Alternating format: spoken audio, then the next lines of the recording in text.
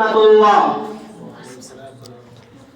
الحمد لله وحده والصلاة والسلام على من لا نبي بعد. عما بعد أعوذ بالله من الشيطان الرجيم. بسم الله الرحمن الرحيم. اقرأ باسم ربك الذي خلق الإنسان من علق. اقرأ ربك الأكرم الذي علم بالقلم علم الإنسان ما لم يعلم. শ্রদ্ধেয় সুযোগ্য এই বাৎসরিক প্রতিযোগিতায় সভাপতি মহাশয় ও বিচারক মহোদয়গণ এবং আমার পাশে বসে থাকা শিক্ষক মহোদয়গণ এবং আমার সামনে বসে থাকা দূর দূরান্ত থেকে ছুটে আসা ইসলামী ভাই সকল, আজকে আমি আপনাদের সম্মুখে এই বাৎসরিক প্রতিযোগিতায় যে বিষয় নিয়ে আলোচনা করার জন্য উপস্থিত হয়েছি তা হলো শিক্ষা। প্রিয় শ্রোতা মণ্ডলী, আল্লাহ রাব্বুল আলামিন কোরআনের মধ্যে বলেন, অকুর রব্বি জিদনি ইলমা, হে নবী তুমি বলো, হে আমার প্রতিপালক আমার বিদ্যা বেশি বেশি করে দাও। তিনি এই আয়াতে প্রমাণ করে বিদ্যা আল্লাহর নিকটে চাইতে হবে। তিনি আরো বলেন, ফাআলাম আন্নাহু লা ইলাহা ইল্লাল্লাহ ওয়াস্তাগফির লিজানবিকা, অতঃপর তুমি জেনে নাও যে আল্লাহ ছাড়া কোনো মাবুদ নাই, আর তুমি তোমার ক্ষমা আর তোমার পাপের জন্য ক্ষমা প্রার্থনা করুন। আর আল্লাহকে কিছু বলতে গেলে প্রথমে জ্ঞান অর্জন করতে হবে।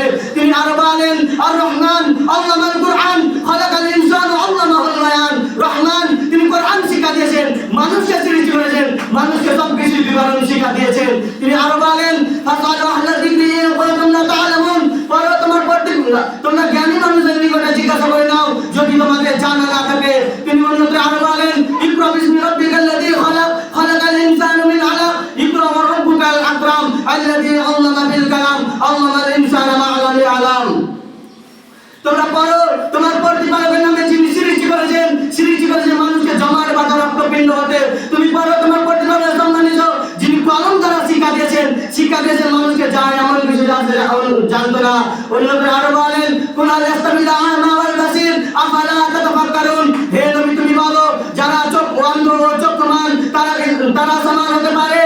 তোমরা চিন্তা ভাবনা করে দেখো না কেন এই আয়াতের বিধানকে চক্ষুওয়ালার সাথে অশিক্ষিত মানুষকে এবং অন্ধ ব্যক্তির সাথে তুলনা করা হয়েছে। অন্য আয়াত আল্লাহ রাব্বুল আলামিন আরো বলেন, কুল ইয়াস্তাবিল্লাযীনা ইয়া'লামুনা ওয়াল্লাযীনা লা ইয়া'লামুন ইন্নামা ইয়াতাযাক্কারু উলুল আলবাব, হে নবী তুমি বলো যারা জ্ঞানী আর যারা জ্ঞানী নয় তারা কি সমান হতে পারে? নিশ্চয় তারা সমান নয়।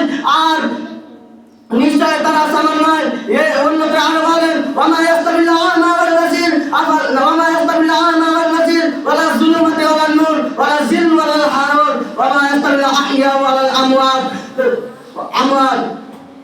অন্ধ ও চক্ষুমান সমান হতে পারে না, অন্ধকার ও আলো সমান হতে পারে না, ছায়া ও রৌদ্র সমান হতে পারে না, আর জীবিত ও মৃত সমান হতে পারে না। এই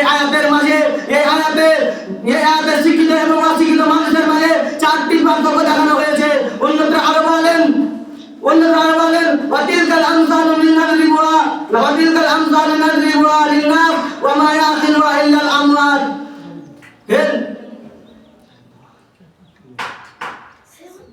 সেসব দৃষ্টান্তগুলো আমি মানুষের জন্য পেশ করেছি যারা জ্ঞানী একমাত্র তারাই সেসব দৃষ্টান্ত জানবে ও বুঝবে। অন্যত্র আরো বলেন, ইন্নামা ইয়াখশাল্লাহু মিন ইবাদিল উলামা ইন্নাল্লাহা আযীজুল গফুর,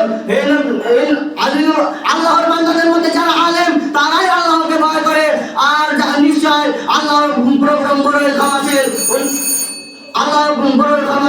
অন্যত্র আরো অন্য হাদিসে বলেন, আনহুল ফাতাবনিল ইয়ামান রাদিয়াল্লাহু তাআলা আনহা ক্বালা রাসূলুল্লাহ সাল্লাল্লাহু আলাইহি ওয়াসাল্লাম ফাজলুল ইলমি খায়রুম মিন ফাজলিল ইবাদাতি ওয়া খায়রু দীনিকুম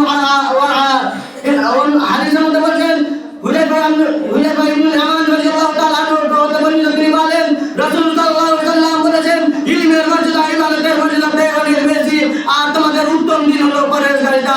তাই এখান থেকে আমি আমার বক্তব্য রেডি করছি। আর পরশেষে দোয়া করি আজ প্রত্যেক মুসলমানদের জন্য ইলম অর্জন করা অপরিহার্য। ওয়া মা আলাইনা ইল্লাল বালাগ ওয়া আলাইকুমুল হিসাব। আসসালামু আলাইকুম ওয়া রাহমাতুল্লাহ।